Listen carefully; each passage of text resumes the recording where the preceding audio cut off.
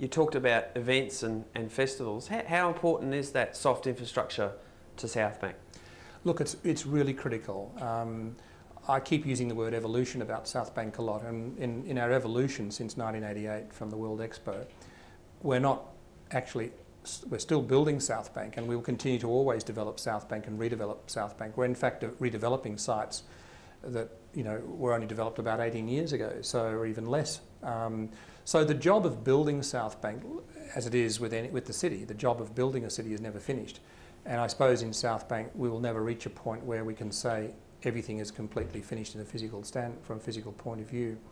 The important thing is, though, that we're at a point in our evolutionary development that we have created the places, if you like. We've made the places.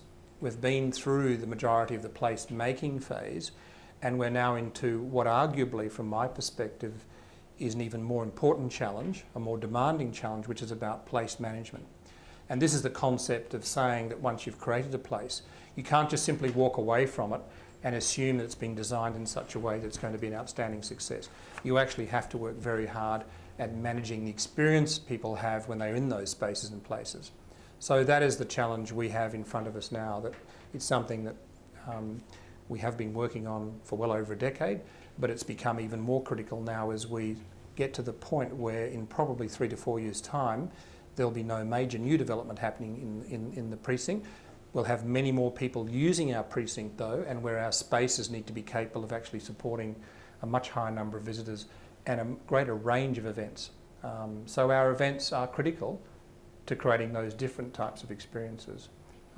My goal, one of my challenges to my team, is to continue to challenge any preconceptions people have about what Southbank is as a piece of public realm.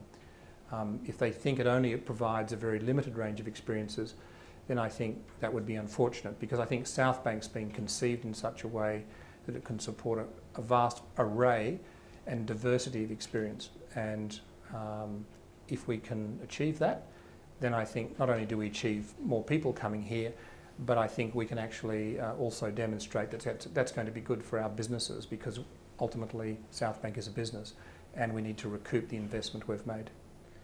Malcolm, some people listening to this might be saying, well, that's all very well for Southbank with a $120 million budget. What about me in my regional town when we're thinking about upgrading our street? Should we be thinking about soft infrastructure as well, do you think? Definitely. Soft infrastructure is about the human aspect of all of this, and actually looking deeper behind simply the physical condition of a place. It concerns me that a lot of what is done in the name of, say, urban improvement, streetscape improvement, is literally papering over the cracks. A failure to understand the context within which you're going to make that kind of investment in a place has been squandered by not actually talking to the people, talking to the community that are going to be part of that place, understanding what it is that needs to be done, let's say from a local economic development standpoint, to look at the economy of that community, to understand what are the things that are actually blocking or restricting the way in which that centre or that community can actually continue to or attract new investment, for example, and to actually use the investment that's been put on offer in relation to streetscape improvements in a really much more effective way.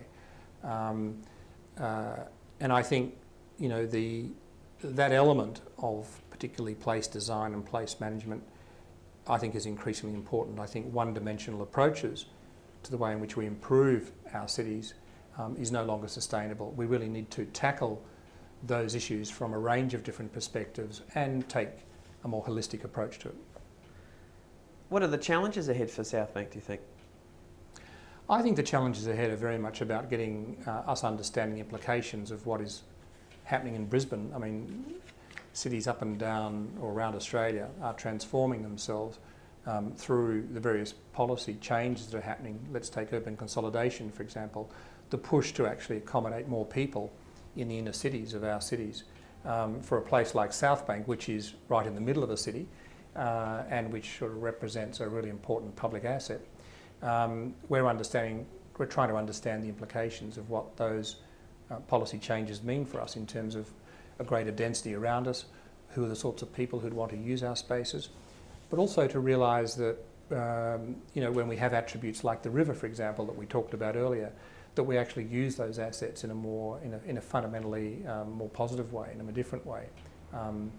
I think it's highly underutilised, the river at the moment, but the connection between river and public space, the way in which we use everything at our disposal, including public transport. We're very fortunate in having, we're very rich in public transport assets. That's a real advantage going forward. So how do we play to our strengths?